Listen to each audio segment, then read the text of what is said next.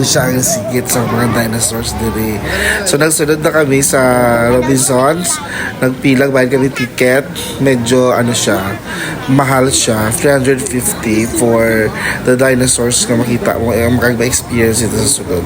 So pasunod mo, amo siya ang part na medyo madulom, scary, may curtain na ito, and then pag bukas mo sa curtain, amo siya ang magbunga sa imo. Attraction sa mga dinosaurs inside. Kag diri man makita ang kasi klase ng mga dinosaurs nga wala ko pa nakita. Okay?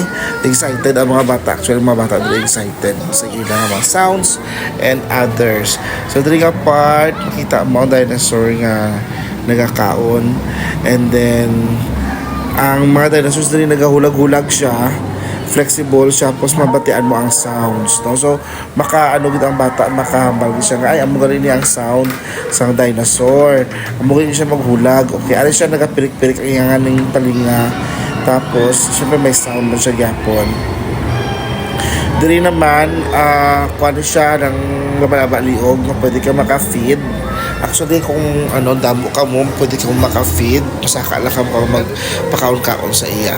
Another dinosaur na mabuot alin sa gilid. Sa gilid. Actually, may name man siya. Wala ko lang siya ginalantaw kung ano ang pangalan niya. So, dapat lang tawunin yun kag i-record. No? Para makita ko kung ano ang pangalan niya. Okay. So, muna siya ang mga dinosaurs na makita mo sa sulod for 350 pesos. May experience mo na ang dinosaur adventure. So mo man siya ang hybrid dinosaur nga gina-chain kay siya naga-wild siya. So gin-chain gikadina siya. Eh hindi siya kagawas sa iya nga cage kay nakakadina siya. Delikado daw siya kung makagawas. Charot. Okay. So mo siya ang hybrid, no. Kag next naton diri siya ang mga pelikula na ang bida or upod sang bida ang dinosaurs, no. Hindi ko na pag isa-isa Honda sila nga mga pelikula. Next na naman is ato habang ako gina nga mag-feeding ka, pwede kang mag-feed, wala na siya sang bayan, no. Makatatagal lang dahon.